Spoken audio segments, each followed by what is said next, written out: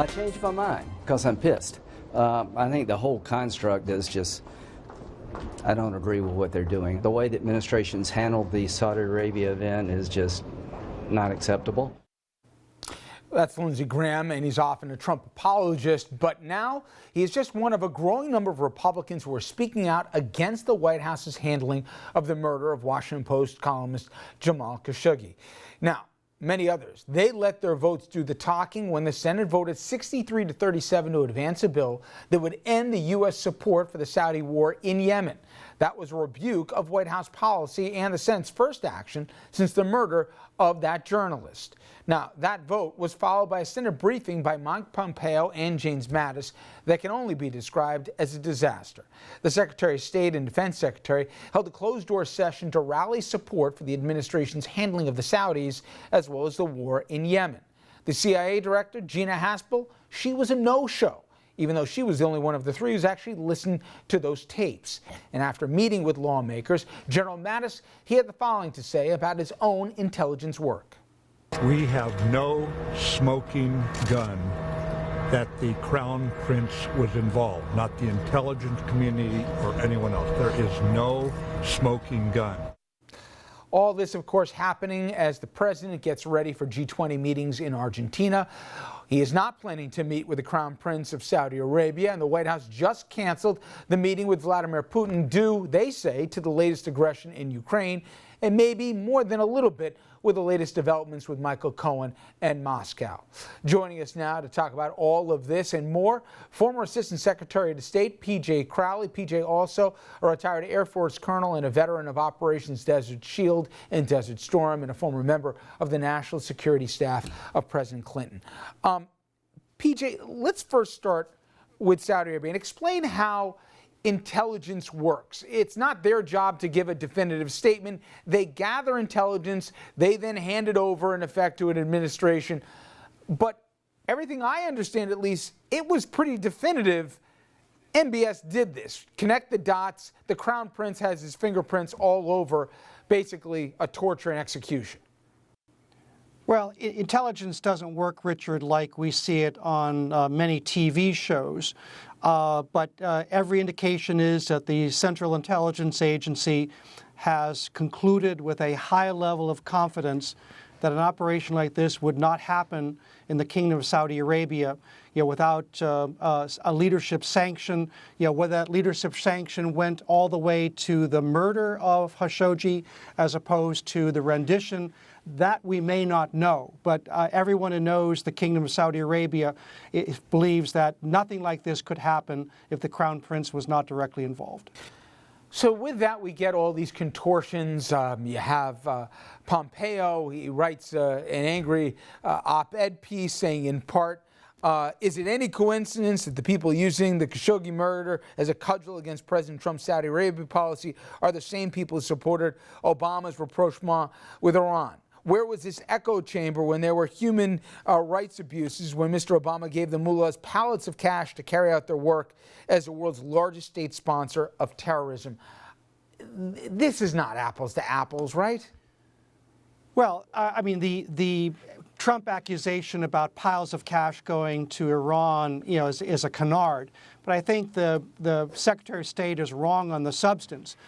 As President Obama said at the time, the Iran nuclear deal solved one problem. It averted an immediate, a real potential military confrontation between Israel and Iran for a period of time. It did not solve every problem that the United States had with Iran, and it left plenty of room for the United States, even as it relaxed sanctions on the nuclear front, to continue to sanction Iran for its support of terrorism and for its malign activity in countries like like Syria.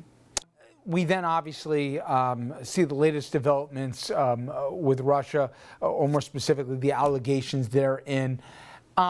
We've gone at length at this already this hour with former federal prosecutors looking at all the legal angles and also some of the political. But how about from a national security standpoint?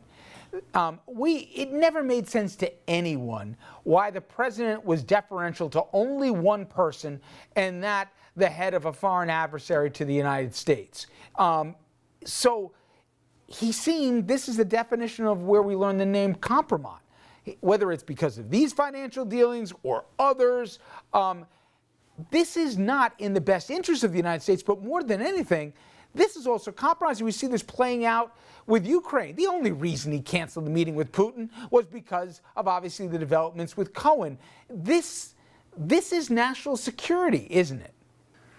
Well, I think certainly, the president has conflated issues regarding his election and issues regarding the nature of the existing relationship with Russia and Vladimir Putin. It would have been very, very easy for President-elect Trump 2 years ago to say, hey, look, I don't think that Russia had a hand in getting me elected, but I understand that they tried to influence the election, and that has serious consequences, and I'm going to shape my approach to Russia in light of what Putin did during the 2016 election. That would have been fine. But the president is unable, to distinguish the national interest and his personal interest. He earnestly believes that he can have a constructive relationship with Vladimir Putin when, in fact, Vladimir Putin is actively trying to undermine American national interests both here in the United States, and abroad.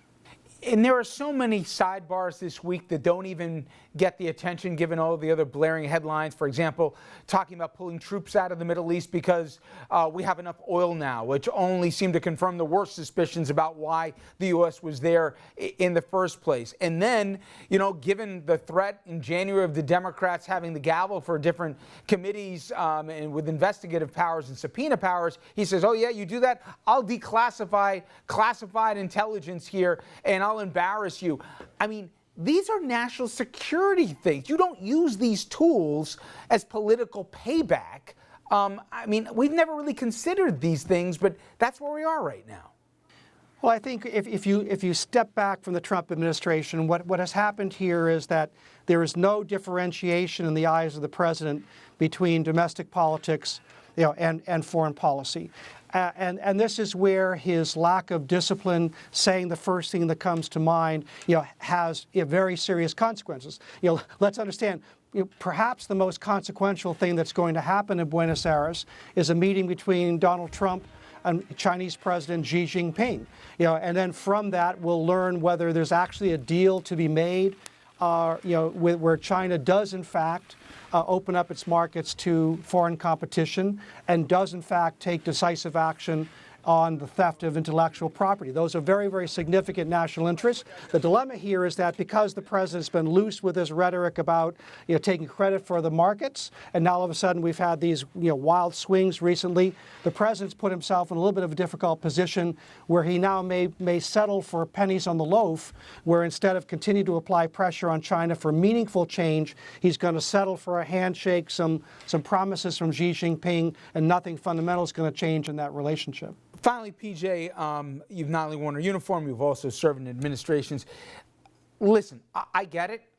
General Kelly, as well as General Mattis, their job is to follow policies and carry them out, not to make it. However,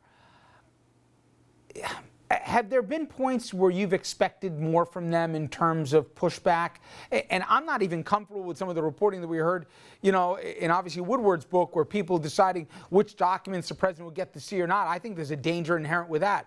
But I'm saying more to just go along with some of the things that are so antithetical to the codes that they've lived by. I'm curious from your end, have you been troubled by what you've seen for what they've abetted, if not even tolerated? I think in the case of General Kelly, his reputation has taken a very, very serious hit. In terms of General Mattis, up until now, he has been viewed as the adult in the room. I do think it's important that we have leadership in the administration right now. I see coming forward here the next couple of years, the president's going to become much more preoccupied with his domestic political challenges, the ability of a House of Representatives to subpoena tax records and other things. And so we're going to need strong institutional play around the president to make sure he doesn't seriously damage the national interest. PJ, as always, my friend, I appreciated some time. Thank you so much. A pleasure, Richard. All right, everyone, when we come back, we just spoke about diplomacy, foreign policy, and after the break, we'll discuss the politics surrounding the Saudis, Russia, possible shutdown, and more. ABC News political director Rick Klein, straight ahead.